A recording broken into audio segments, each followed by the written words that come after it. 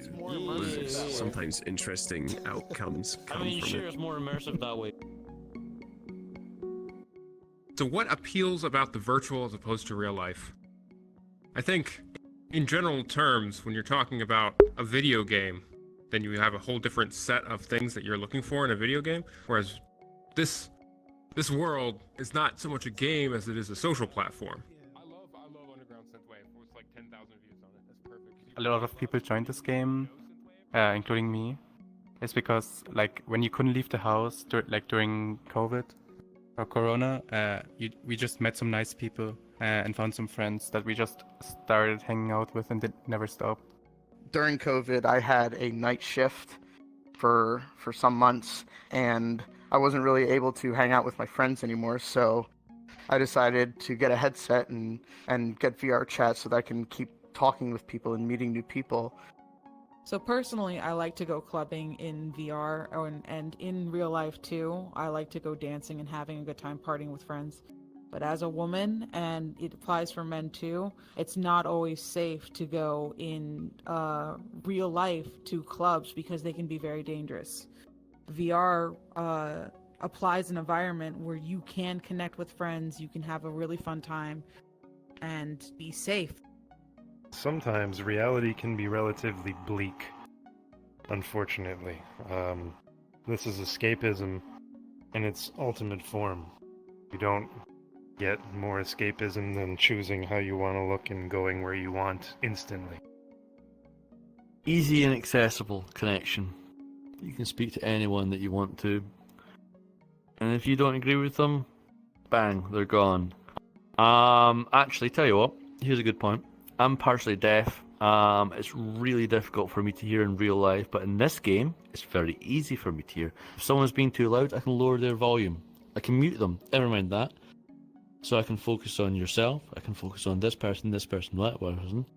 Well, I think that myself and other people that are in this game, I think that they came to VR because you can be like a whole nother new version of yourself.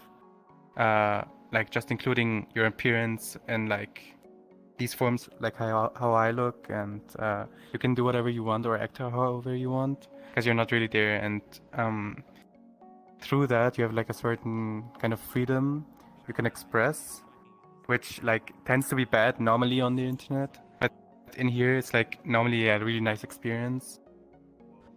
So the thing that you realize when you spend any amount of time here is that you can have genuine, authentic relationships and conversations with people that maybe in real life you would have gotten tripped up or caught on some kind of outward-facing, superficial aspect.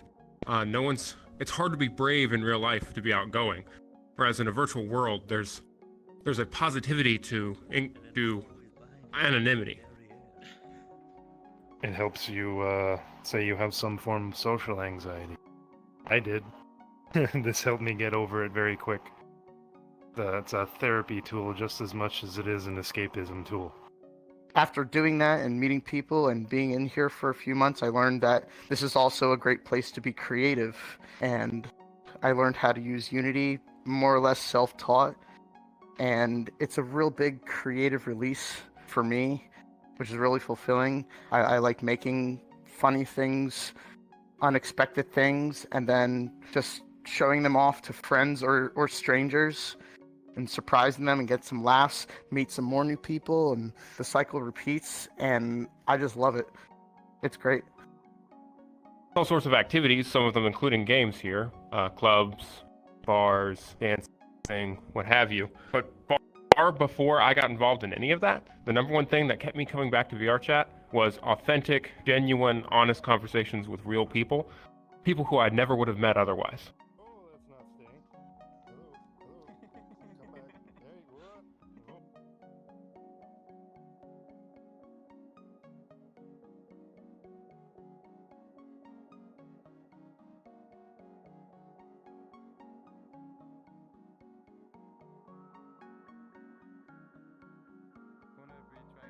See the camera? Where's the camera? No, I'm waiting for the picture.